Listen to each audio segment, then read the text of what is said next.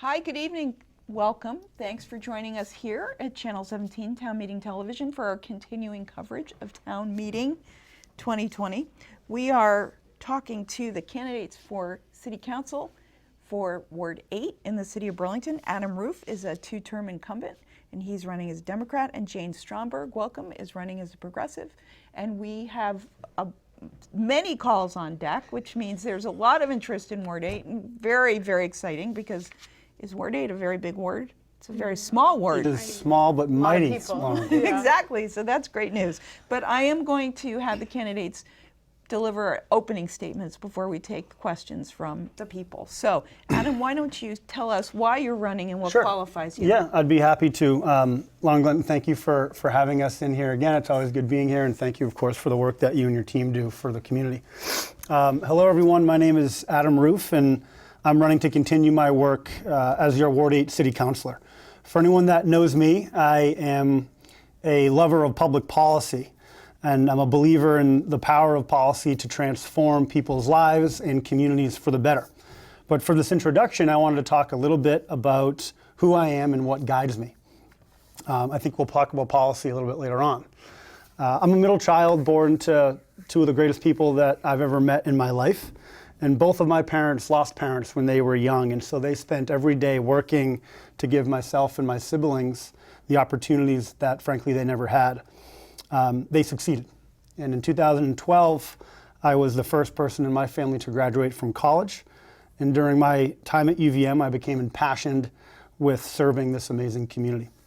In 2000, also while in school, and a little bit earlier than when I graduated, but still in school, I was inspired by Barack Obama in his first election, and his message of hope and change resonated with me. And even though I wasn't raised in a political family, I became motivated to get involved, which is why after college, I decided to work as an organizer, electing progressive Democrats in and around the Boston area. Not after too long, I decided to come back to set roots here in Vermont. It was on the tail end of the financial recession, and I had to start my own business and get a side hustle bartending downtown here in Burlington, which is what motivated me to get involved in the nightlife industry, which I've been working on as a city councilor for the last 5 years. Sure. I wanted to tell that story because too often, like I said, if anyone knows me, I love policy, and sometimes I forget to talk about who I am. And I think in today's world, we sometimes forget that people who are running for office and serving in office are people. And I want to stop there, and maybe I'll wrap up a little bit more on our closing, but thank you. Very good. Thank you, Adam Roof. Jane Stromberg, your opening statements. Yeah. Well, hello, everyone. My name is Jane Stromberg, and I'm running for City Council because we as a community are facing very time-sensitive issues here in the city. We are under a climate emergency. We are facing a housing affordability issue. We have a lot of public policy issue regarding, having trust within our, public safety officials in the city. So therefore, social justice issues are having, a lack of attention, unfortunately. And there are a lot of bread and butter issues as well, including, recycling and trash pickup, balanced housing, and, I've heard a lot about trucks, like large commercial trucks going up and down Bradley Street. And these are things that are important to all of us, even if they're not these large national and global issues. And, as well as in terms of my qualifications, in May, I was the first person to graduate college in my family with degrees in political science and environmental science. I worked 5 jobs while in college to try and make ends meet in 5 different departments. And I was the president of the Renewable Energy Network at UVM, which is an organization that connects students to professionals in the industry. I was the co-chair of the UVM Progressives and a fellow for Our Climate. As I also sat on the board of the largest environmental and consumer advocacy group here in the state of Vermont, VPIRG, for over 3 years. So I'm confident that I am qualified and ready to serve this ward from my professional experience and my lived-in experience. Wonderful. Thank you so much, Jane. All right. So thank you, patient callers. I'm going to just ask that you direct your question to both candidates, and we will start with Good evening, caller. Do you have a question for the candidates? I do. I was wondering how long they have lived in Ward 8 and how they feel their time there translates to their ability to represent the Ward 8 community on council. Okay, thank you very much. So Jane, how long have you lived in Ward 8 and how does that translate to your representation of the district? Well, I have lived in the East District my entire time here in Burlington, and I have lived in between Ward 8 and Wards 1, my entire time. So I've been in Ward 8 for over half the time here that I've lived in the city, and so I think that would translate to about over 3 years now. Yeah. All right, very good. How about you, Adam? I lived in Ward 8 before it was Ward 8. It became Ward 8 in 2015 after redistricting happened, of course. And I've lived in other parts of the city as well. I've lived in Ward 3 and Ward 2 and Ward 1. I think what's unique about Ward 8, and you got to go back and think about how it was created. And I think that in 2015, a lot of the residents, whether they be student residents, young professionals, or families, felt like it was a ward of the left behinds. And that's what I know a lot of people felt like at that time. And one thing that I was uniquely positioned to do at the time, and I think that I still am, is to broker those relationships between different communities who have felt like they were left behind by the city. And over the last 5 years, I've worked to make sure that that no longer is something that they're feeling. All right, very good. Yep. Thank you. Good evening. Do you have a question for the candidates? Hi, this question is for Adam. You supported the city-based development. Can I just pause you? I just need to pause you. Can you turn the volume down in the background and then we could hear you better? Oh, yeah, sorry. That's a question for both candidates. This question is for Adam. You supported the city place development and in 2018 said, "There's no indication that I've seen that this project is at great risk." In retrospect, did you display a lack of good judgment on the issues of development? Okay, thank you so much. So I'd like you both to actually answer that question, you on City Place and your view on that question of City Place. And I'm happy to start since it was directed Yes, at me. please do. No, I stand by my vote. I stand by my levels of support at different times for that project. Look, let's be realistic about what we're talking about here, and I understand the caller's frustration and maybe the motivation as well. But we had a dying mall that was literally was a tear in our community, not allowing us to get to each other from the north end to the south end. That was, in my eyes, just as bad as any pit that we might have today. Now, with the information that the City Council had at the time, the move to support that project was, I believe, sound. I would go back, and of course hindsight's always 20/20, but I would go back and support it in the same way that I did then, and I still support it today. Namely for the much needed housing and affordable housing that it will garner, for the office space to allow more people to work in the downtown, and added retail space for our economy to grow in our downtown as well. This is not a dead project. I think that we should still be supportive of it, and I remain supportive of it, even with the frustrations that have come. And I've been one of the more steady hands on the council in pushing for a reasonable approach to these delays. More extreme views on it have luckily not won the day, and we are hopefully now moving towards a construction start date this August. Is it behind? Yes. Is it going to bring the community value that we were hoping for? I believe so.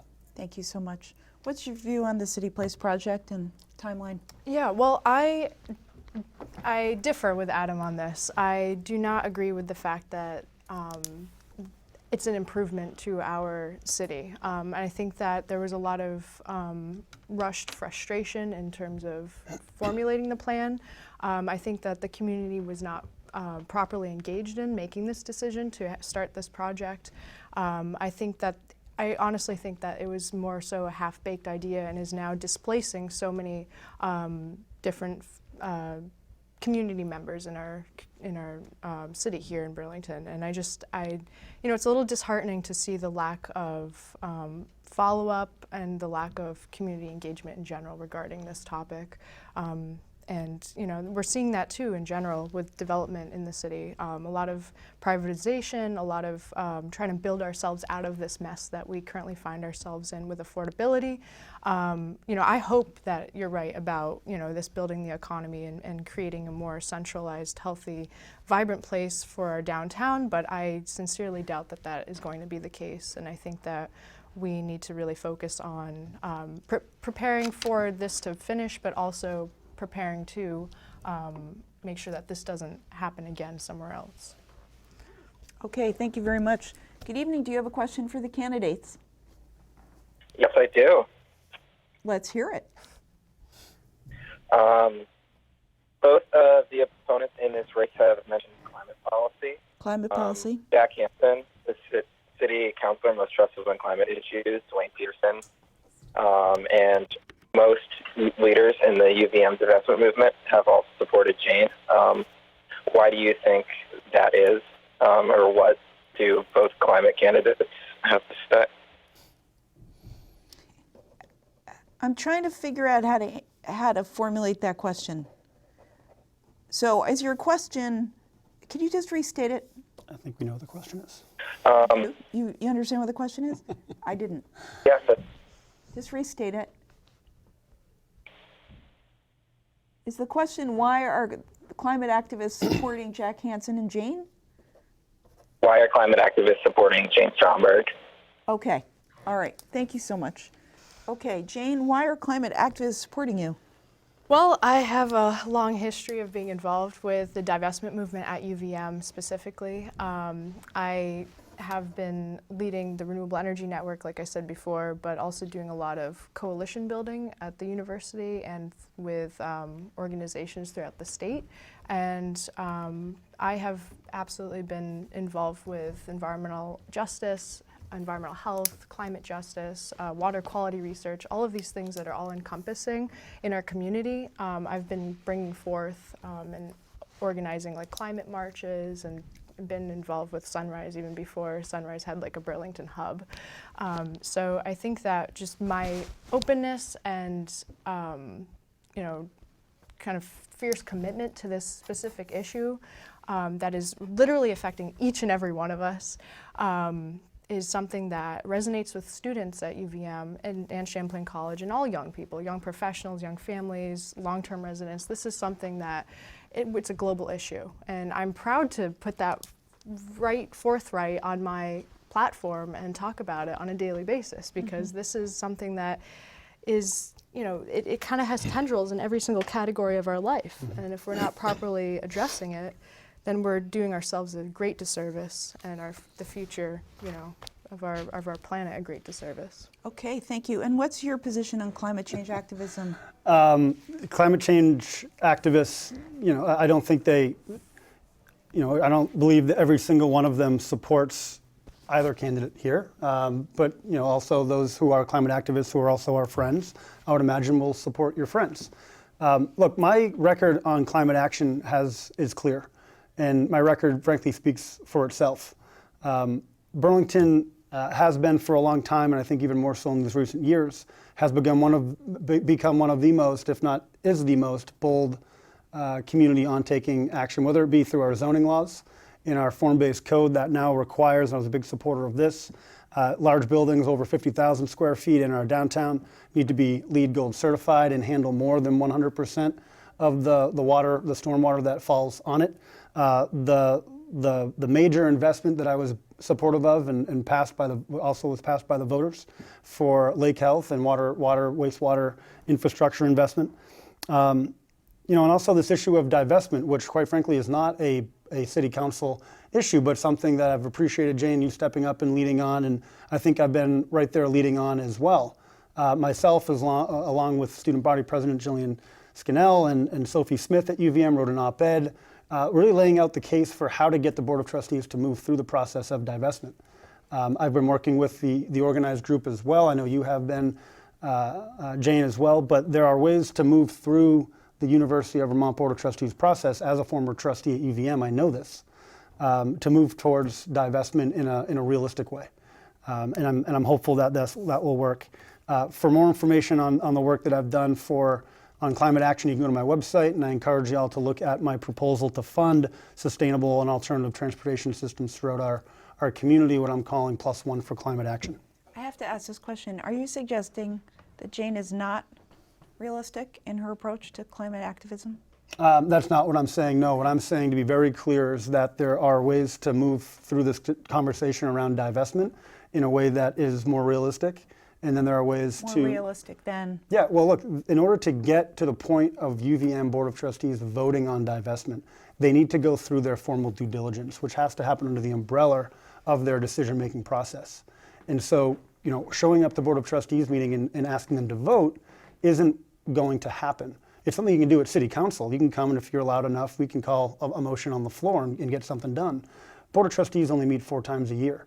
You have to be more strategic about that. I'm a believer in the principles of divestment. I'm a believer in the promise of divestment. There are financial instruments now that you can invest in that compete with the fossil fuel industry, but you have to have the conversation in the context of the power structure at UVM. If not, you're wasting your time. Do you have a follow-up? Well, I think that the city councilor, each and every city councilor sitting on council has a voice, has an opinion, represents a body of people. And I think that that's our or your responsibility to really kind of bring forth these ideas of divestment, regardless of the system that is in place at UVM. I think that it makes sense to openly talk about it and push for it, even within the city council, and make that a regular conversation. Yeah, and just to be clear, I mean, we have talked about it at City Council. We've moved forward divestment at the City Council level. The City Council does not have authority over the Board of Trustees, and I've used my voice, I think, effectively in moving this conversation forward at the University of Vermont level. Thank you so much. Sure. Next question. Do you have a question for the candidates? Hello. Awesome. We're going to just move on. Good evening. Do you have a question for the candidates? I do, yeah. Let's hear it. So I was just wondering, I have a quote here from Adam. He defended the mayor's actions following a police misconduct case. So I was going to say, so following the mayor's cover-up of the police misconduct, Adam, you defended the mayor's actions. I have his quote written down here. Everyone is going to have an opinion on this. Everyone loves being a Monday morning quarterback. Mm-hmm. Okay, so the question is, do you defend the mayor's action related to the disciplining of the chief of police? Do I defend the mayor's action? So, I mean, obviously, I think there's a lot of political motivation behind that question, which is completely fine. It is politics we're talking about. Yeah, no, of course. And so, yes, I defend the actions of the mayor to the degree that they were made in line with what the expectations of his office were, or rather what they are. Look, what I'm not defending is the action of former Chief Del Pozo or former Acting Chief Wright. I've been very clear about that.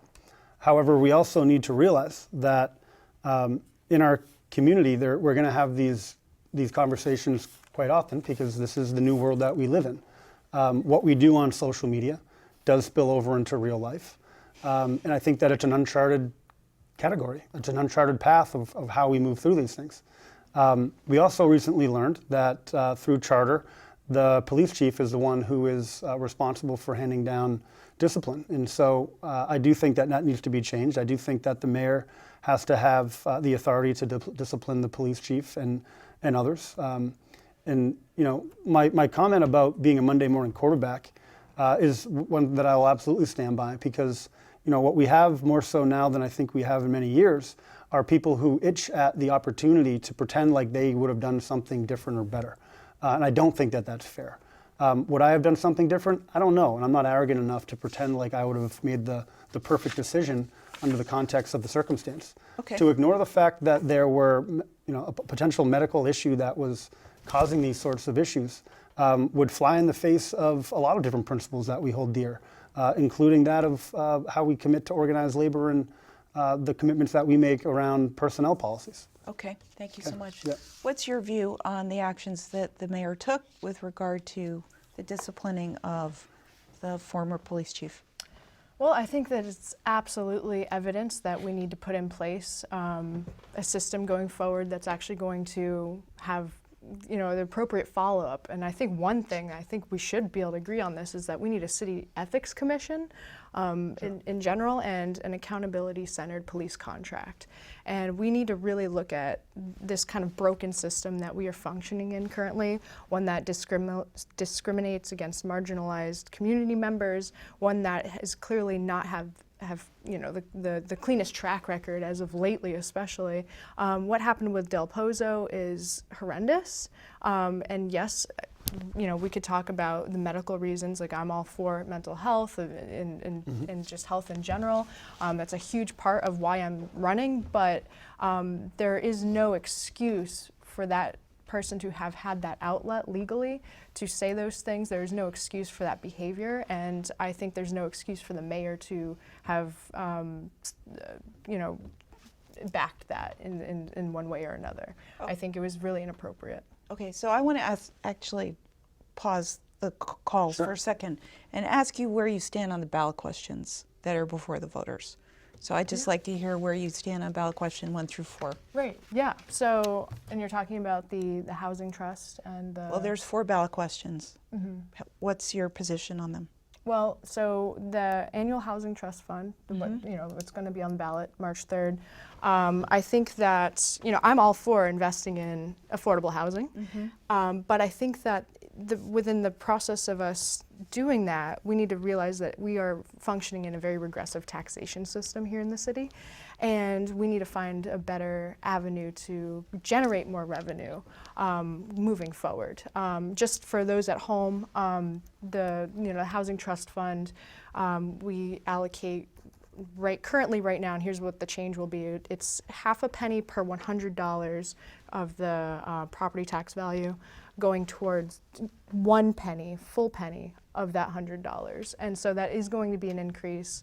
I think I overheard the mayor say it's 23 or 26 extra dollars per household a year extra, but I think that still adds up, and it's still moving us in that direction of adding more property taxes, which again is regressive. So do you support it or don't you? I do support it. Okay, yes. and what about the other 3? The filing of petitions, I think that this will absolutely help us in terms of people getting their ballots at the same time.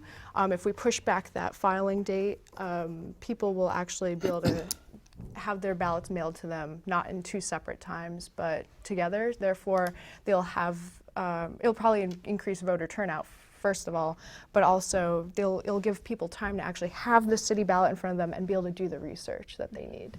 So you support number 4? I do. What about the other 2? Non-citizen voting is... It's not a ballot question? Well, it's not, well, I do want to talk about it though, because that's incredibly important. Okay, but I'd like to hear what you think about the school budget and the increase in the public safety. Okay, well, school budget, obviously, I do support that. Okay. That's supporting teachers, and we as a community have a duty to make sure that our youth and our, the people of tomorrow are getting the resources and the support that they need throughout the school system. So I do support it. Also, again, another one of those cases of, we need to be finding new means of revenue. And what about the increase in the public safety tax? I think that is, I do support that as well. Okay, Yeah. wonderful. Yeah. Thank you. Sorry, I wanted to keep it short. I appreciate that. Your view of the 4 ballot questions? I will be voting yes on all questions, 1 to 4. I won't go on and on, but I do want to just point out that the public safety tax increase is something that I'm especially passionate about. I think that one of the core functions of local government, any government, but especially at the local level, needs to be providing public safety or emergency responsiveness at a really high level. And our team at the Burlington Fire Department does an amazing job, but the addition of one new, not just the addition of one new ambulance, but also the 9 staff members that will also be joining our city team. It's a non-trivial expense, but I know that the due diligence was done both at the Board of Finance level and the full council level, as well as the administrative level, that this is a lean budget for bringing this service online, and I think that we should be enthusiastic in supporting it. The school bond, the school budget I will be supporting, but we really have to start talking and partnering with our legislators more about how we can get education spending under control, because this rate of increase is not sustainable. I'll leave it there. All right, let's just take another question. Good evening. Do you have a question for the candidates? Hi. Yeah, good evening. I have a question for Adam. I'd like you to direct your question to both candidates, please. Oh, sorry. Yeah, we need to give Jane some airtime. Well, I have another question. I guess I could ask Awesome. both of them. Great. Yeah, do you support rent control and landlord licensing to hold landlords accountable and lower costs on renters? Wonderful. Thank you so much. Adam, your view on rent control? Yeah, my answer always is what kind, because there are many different types of rent control or rent stabilization policies. We have a form of rent control or rent stabilization here in Burlington. It's often referred to as inclusionary zoning or IZ, which, if you don't know, it controls for or provides affordable housing for certain people that meets certain affordability metrics. The equation's long and confusing, and we won't go into it right now. But I am in favor of rent stabilization efforts like that. And as far as more aggressive forms of rent control, like rent freezes, I think we need to keep everything on the table, certainly, for addressing the housing crisis, but any sort of rent control or rent stabilization policy needs to be done in the context of an entire rent stabilization or housing policy. What we've seen time and time again from the research from economists, unbiased economists, that if you do rent control as not part of an entire strategy, then it has perverse outcomes and actually ends up hurting the sorts of communities that it is intended to serve. Wonderful. Thank you. Your view, Jane, rent control. Well, I absolutely support rent control here in Burlington. And just to give folks at home some context, UVM, one of the most expensive state schools in the country, one of the largest employers in the state, makes a huge amount of profit off of housing every single year. And those prices are only going up. And the prices that they currently are at are really unaffordable. And the landlords, in more of that downtown district or the surrounding area, use that as a pulpit of, oh, hey, even if we can make it $200 cheaper, it's going to seem a lot cheaper to students. Meanwhile, it's so much more expensive than it should be. And I read something very recently where it was the average Burlingtonian can afford about $700 in rent, and the average rent is upwards of $945. And it is because people are using UVM as that, kind of pulpit, like I said. And we need to hold our landlords accountable, and we need to have real conversations with developers and people in the area to do so, because if we don't, our tenants are falling through the cracks, and there are a lot of people who are not getting the follow-up or the attention they need, and landlord licensing would create those healthy benchmarks to meet for people to even have tenants. So I think it's it's not a tall order. I mean, we're asking for our tenants to have rights here, and for them to be able to know their rights, and those need to be upheld. We're all human beings, young professionals, young adults just trying to stay in Burlington but can't afford to do so simply because of rent. All right, very good. Did you have a follow-up to this? I'm just curious to, maybe we'll follow up on offline. I'm just curious to see where UVM is making a profit off of its housing. I would just be curious to see what that source of data is. That's just something that I've heard a few times before, and I'm just not certain where that numbers or that concept is coming from. All right. We have a proposal from the control room, which is to take the questions, hear them, and let you each answer one, given that we have 4 minutes left. Let's see if we can do that. Good evening. Do you have a quick question for both candidates? Yes, I do. Let's hear it. So there's obviously a tension between permanent residents and student residents within Ward 8. Can each candidate give an example of a time when they've worked with students and permanent residents to bridge that divide? Thank you very much. Good evening. Do you have a question for the candidates? So, Can I? my question is, what have they done to support those who are experiencing homelessness in our city, and what are they planning to do in the future? Very good. Thank you so much. Good evening. Do you have a question for the candidates? Okay. Good evening. Do you have a question for the candidates? Okay. Good evening. Good evening. Do you have a question for the candidates? Okay. So we got 2 questions there. One has to do with permanent. You can pick, actually. Why don't you start, Jane? Okay. Which one of those questions would you like to answer? Bridging divide between permanent students, residents, or support for homelessness? Sure. I'll take bridging the divide. That's For fine. 500? Yeah, for 500. So Well, I feel like ever since I even moved to Vermont, Burlington was the first place I moved to here in Vermont, and the first thing I did was get involved outside in my community. I started doing a lot of work with Turning Point and the Howard Center because those are places, those are facilities that handle a lot of work that I care about. I grew up in a household that focused on drug and alcohol detox. My mom's a drug and alcohol detox counselor, so I had a lot of that dialogue in the background.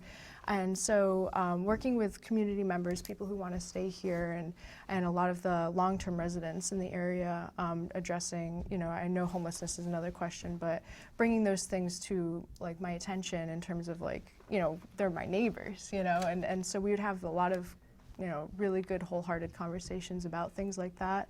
And I think just in general, like I've been extremely involved with the community, doing a lot of organizing. Like I am extremely inclusive as a person in every way that I operate. So, any movement that I was ever a part of, like I would be talking to like our neighbors and folks off of campus for sure, like since my first time here. So, yeah.